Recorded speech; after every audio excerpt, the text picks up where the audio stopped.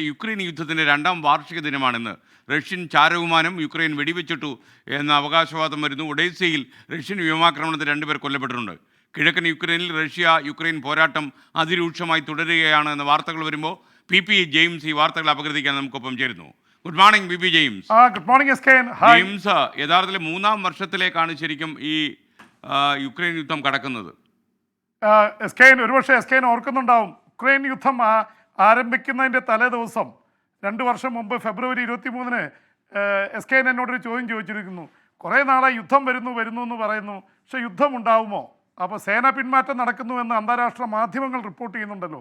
അന്ന് നമ്മൾ പറഞ്ഞൊരു കാര്യം, അവിടെ ബ്ലഡ് ബാങ്ക് യൂണിറ്റും ആശുപത്രികളൊക്കെ സ്ഥാപിച്ചുകൊണ്ടാണ് റഷ്യ 1.5 ലക്ഷം സൈനികരുമായി ഉക്രൈൻ്റെ അതിർത്തിയിൽ നിൽക്കുന്നത്. യുദ്ധമുണ്ടാവുമെന്ന് ഞാൻ പറഞ്ഞുപോയി. പിറ്റേ ദിവസം യുദ്ധം ആരംഭിക്കുകയും ചെയ്തു, നിർഭാഗ്യത്തിന്. അപ്പോൾ അതുകൊണ്ട് ഉക്രൈൻ യുദ്ധം ഉണ്ടാക്കിയത് ഞാനൊക്കെയാണെന്ന് പറയുന്നവരുണ്ട്. പക്ഷെ അത് നമ്മളൊരു പ്രവചനം ശരിയായിരുന്നു, കാരണം റഷ്യ അതിന് തയ്യാറായി നിൽക്കുകയായിരുന്നു എന്നുള്ളതാണ് യാഥാർത്ഥ്യം. എന്തായാലും ഫെബ്രുവരി 24-ന് ഓർക്കുന്നുണ്ടാവും, ഇതുപോലെ രാവിലെയാണ് നമ്മൾ ഉക്രൈനിലെ കീവിന് നേരെ മിസൈലുകൾ ഒന്നിനു പിറകെ ഒന്നായി വരുന്നതിൻ്റെ ദൃശ്യങ്ങൾ ആദ്യമായി നമ്മൾ പുറത്തുവിടുന്നത്. ലൈവായിട്ട് നമ്മൾ ഒരുപാട് നേരം എന്ന് റിപ്പോർട്ട് ചെയ്തതാണ്. അതിന് 2 വർഷം തികയുകയാണ്. ഉക്രൈൻ യുദ്ധം തുടങ്ങിയപ്പോൾ റഷ്യയുടെ പ്രസിഡന്റ് വ്ളാഡിമിർ പുടിൻ നൽകിയിരുന്ന ഒരു നിർദ്ദേശമുണ്ട്. 3 ദിവസത്തെ മിലിറ്ററി ഓപ്പറേഷൻ, യുദ്ധമെന്ന് പോലും പറഞ്ഞില്ല, 3 ദിവസം കൊണ്ട് കീവിനെ കീഴടക്കി വ്ളാഡിമിർ സെലൻസ്കിയെ പിടിച്ചുകെട്ടി കൊണ്ടുവരിക, അല്ലെങ്കിൽ ജീവനോടോ ജീവനില്ലാതെയോ, ഇതായിരുന്നു നിർദ്ദേശം. 3 ദിവസം കൊണ്ട് ഉക്രൈൻ യുദ്ധം അവസാനിപ്പിക്കാനാണ് ഒറ്റയടിക്ക് കീവിന് മേൽ ബോംബ് വർഷം, മിസൈൽ വർഷം, വിമാനങ്ങൾ ഇരമ്പിപ്പായുന്നു. കീവ് കീഴടക്കുക, പ്രസിഡൻഷ്യൽ പാലസിലേക്ക് ബോംബിങ്. ഒരുപക്ഷെ സെലൻസ്കിയും കുടുംബവും അന്ന് രക്ഷപ്പെട്ടത് തലനാരിഴയ്ക്കാണ്. 2 വർഷം കഴിയുമ്പോൾ ഇപ്പോഴും വ്ളാഡിമിർ സെലൻസ്കി ജീവിച്ചിരിക്കുന്നു, ഉക്രൈൻ കീഴടങ്ങിയിട്ടില്ല. 2 വർഷം പൊരുതിയിട്ടും യുക്രൈൻ കീഴടങ്ങുന്നില്ല എന്നുള്ള തരത്തിലേക്ക് കാര്യങ്ങൾ പോയിരിക്കുന്നു. വാർഷിക ദിനത്തിൽ ഉക്രൈൻ ഒരു നേട്ടം കൂടി ഉണ്ടായിട്ടുണ്ട്. 2-ാം വാർഷികത്തിൻ്റെ ദിനത്തിൽ A-50 എന്ന യുദ്ധ ചാരവിമാനം താഴെയിട്ടിരിക്കുന്നു ഉക്രൈൻ സേന. റഷ്യൻ നഗരമായ റോസ്റ്റോവിനും ഡാർനോസ്കിക്കും ഇടയിലുള്ള പ്രദേശത്താണ് വിമാനം വീണിട്ടുള്ളത്. അത് വലിയ വിജയമാണെന്ന് അവരുടെ എയർഫോഴ്സ് തലവൻ ഉക്രൈൻ്റെ പറയുന്നു, മിക്ലോവ് പറയുന്നു. എന്തായാലും ഇത് അതീവ രൂക്ഷമായിട്ട് കാര്യങ്ങൾ തുടരുന്നതിൻ്റെ ഭാഗമായിട്ട് ഒഡേസയിലേക്ക് പ്രത്യാക്രമണം നടത്തി 2 പേർ കൊല്ലപ്പെട്ടു. റഷ്യൻ സേന വീണ്ടും ശക്തമായ ആക്രമണം തുടരുകയാണ്. ഉക്രൈനും റഷ്യയും തമ്മിൽ കിഴക്കൻ ഉക്രൈനിൽ അതീവ രൂക്ഷമായിട്ടുള്ള പോരാട്ടം നടക്കുകയാണ്. ജെയിംസ്, ഈ 2 കൊല്ലം പൊരുതി നിന്ന യുക്രൈനെ അമേരിക്കയും യൂറോപ്പും ഒക്കെ അഭിനന്ദിച്ച് രംഗത്ത് വന്നിട്ടുണ്ടല്ലോ. മാത്രമല്ല അമേരിക്ക യുക്രൈനെ ആയുധം അണിയിക്കുമെന്ന രീതിയിലുള്ള വാർത്തകളും മധു കൊട്ടാരക്കർ റിപ്പോർട്ട് ചെയ്യുന്നുണ്ടായിരുന്നു. എന്തൊക്കെയാണ് വിവരങ്ങൾ? അമേരിക്കയുടെ വാഗ്ദാനങ്ങൾ എത്രമാത്രം ശരിയെന്നറിയില്ല. എന്തായാലും ആദ്യ കാലഘട്ടങ്ങളിൽ അമേരിക്കയുടെയും യൂറോപ്പിൻ്റെയും സൈനിക ശേഷിയിലാണ് ഉക്രൈൻ തിരിച്ചു പോരാട്ടം നടത്തിയത്.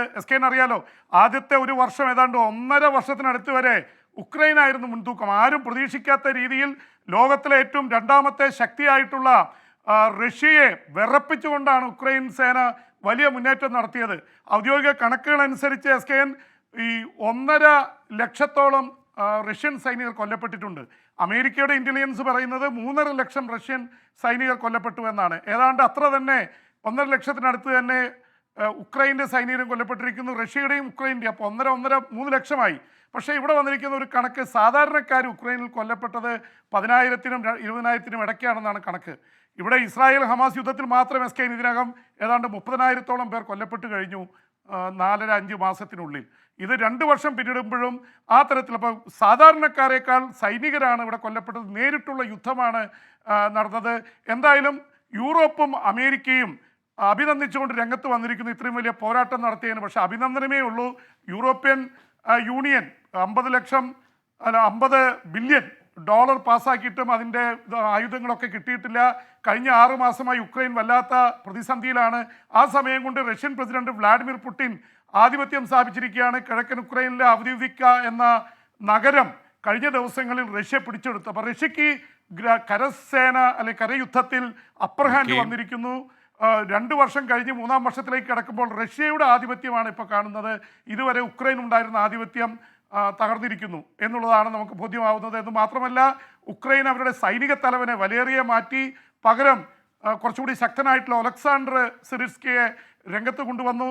എന്തായാലും ഇതെല്ലാം കാണിക്കുന്നത് ഉക്രൈനെ സംബന്ധിച്ചിടത്തോളം ക്ഷീണമാണ്, വ്ളാഡിമിർ സെലൻസ്കിയുടെ ജനപ്രീതി കുറഞ്ഞിരിക്കുന്നു. പക്ഷേ ഈ 2 വർഷത്തിനുള്ളിൽ ലോകം മുഴുവൻ ശ്രദ്ധിക്കുന്ന നേതാവായി ഒരു ഹാസ്യ നടൻ വ്ളാഡിമിർ സെലൻസ്കി മാറിയിരിക്കുന്നു. അദ്ദേഹം ഒരു ഹൗസ് ഹോൾഡ് നെയിമാണ് ലോകമെമ്പാടും ഇന്ന്. എസ്കെൻ ആ തരത്തിലേക്ക് കാര്യങ്ങൾ മാറിയിരിക്കുന്നു. ജെയിംസ്, ഈ പശ്ചിമേഷ്യയിലെ യുദ്ധം കഴിഞ്ഞു കഴിഞ്ഞാൽ ഈ ഗസയുടെ നിയന്ത്രണം അല്ലെങ്കിൽ ഗസയുടെ ഭരണം പാലസ്തീൻ അതോറിറ്റി ഏൽപ്പിക്കുമെന്ന രീതിയിൽ ഇസ്രായേൽ പ്രധാനമന്ത്രി ബെഞ്ചമിൻ നെതന്യാഹു പറഞ്ഞിരിക്കുന്നു.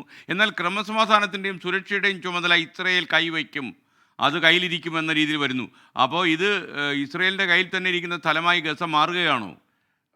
എസ്കെൻ, ഇസ്രായേലിന് വലിയ ഒരു മാസ്റ്റർ പ്ലാൻ തന്നെയാണ് ഇസ്രായേൽ പ്രധാനമന്ത്രി ബെഞ്ചമിൻ നെതന്യാഹു പുറത്തുവിട്ടിട്ടുള്ളത്. അതിൻ്റെ ഭാഗമായിട്ട് ഗസയിൽ റഫേൽ ആക്രമണം നടത്താൻ വൻ പദ്ധതിയുമായിട്ട് നിൽക്കുകയാണ്. 14 ലക്ഷം ജനങ്ങൾ തിങ്ങിക്കൂടിയിരിക്കുന്ന സ്ഥലത്താണ് ആക്രമണം നടത്താനിരിക്കുന്നത്. അതുകൂടി കഴിഞ്ഞാൽ എന്ത് എന്നാണ് ഇപ്പോൾ ഇസ്രായേൽ പ്ലാൻ ഇട്ടിരിക്കുന്നത്. ഇസ്രായേലിൻ്റെ പ്ലാൻ അനുസരിച്ച് ഗസയുടെ ഭരണം, ഇപ്പോൾ വെസ്റ്റ് ബാങ്കിൻ്റെയൊക്കെ ഭരണം നോക്കുന്ന പാലസ്തീൻ അതോറിറ്റി, മുഹമ്മദ് അബ്ബാസ് ആണ് അതിൻ്റെ പ്രസിഡന്റ്. നേരത്തെ നമ്മൾ യാസർ അരാഫത്തിനെ ഓർക്കുന്നുണ്ട്. മിതവാദികളായിട്ടുള്ള നേതാക്കൾക്ക് പാലസ്തീൻ അതോറിറ്റിക്ക് വിട്ടുകൊടുക്കും, ഹമാസിനെ ഇല്ലാതാക്കുമെന്നാണ് ഇസ്രായേൽ പറയുന്നത്. അപ്പോൾ ഹമാസിനെ ഇല്ലാതാക്കി ഗസയിലെ ഭരണം അവർക്ക് വിട്ടുകൊടുക്കും. പക്ഷേ അവിടുത്തെ സൈനിക ചുമതല, സുരക്ഷാ ചുമതല, ക്രമസമാധാനം എല്ലാം ഇസ്രായേൽ സേന ഏറ്റെടുക്കുമെന്ന് പറയുന്നത്. എന്ന് വെച്ചാൽ ഇസ്രായേൽ സേനയുടെ ആധിപത്യത്തിന് കീഴിൽ അവിടെ ഭരിച്ചോളൂ എന്നുള്ള തരത്തിലാണ്. ഇത് അമേരിക്കയുടെ പിന്തുണയുണ്ടെന്ന് ഇസ്രായേൽ അവകാശപ്പെടുന്നു. ബെഞ്ചമിൻ നെതന്യാഹു ആ പദ്ധതി പുറത്തുവിട്ട് എന്താണ് ഗസയിൽ സംഭവിക്കാൻ പോകുന്നത് പുറത്തുവിടണമെന്ന് ഇസ്രായേലിലെ ജനങ്ങൾ ആവശ്യപ്പെട്ടിരുന്നു. അപ്പോൾ തന്നെ ബന്ദികളെ വിട്ടുകിട്ടാനുള്ള സമരം ഇസ്രായേലിൽ നടന്നുകൊണ്ടിരിക്കുകയാണ്. അതിനിടയിലാണ് ഈ തരത്തിലുള്ള പ്രശ്നങ്ങളൊക്കെ ഉണ്ടായിരിക്കുന്നത്. ഇതിനോടൊപ്പം തന്നെ SKN, ഇസ്രായേല് ഇവിടെ യുദ്ധം നടത്തിക്കൊണ്ടിരിക്കുമ്പോൾ തന്നെ ഹൂതികൾ ബ്രിട്ടീഷ് കപ്പൽ ഇന്നലെ ആക്രമിച്ചിരുന്നു. അത് തീപിടിച്ച് കപ്പൽ മുങ്ങി എന്ന തരത്തിൽ വാർത്ത വരുന്നുണ്ട്. ഹൂതികളുടെ ആക്രമണം കുറഞ്ഞിട്ടില്ല. യുദ്ധം വ്യാപിക്കുമെന്ന പ്രതീതി തന്നെയാണ് ഉണ്ടായിരിക്കുന്നത്. SKN. Thank you, ബിബിജി.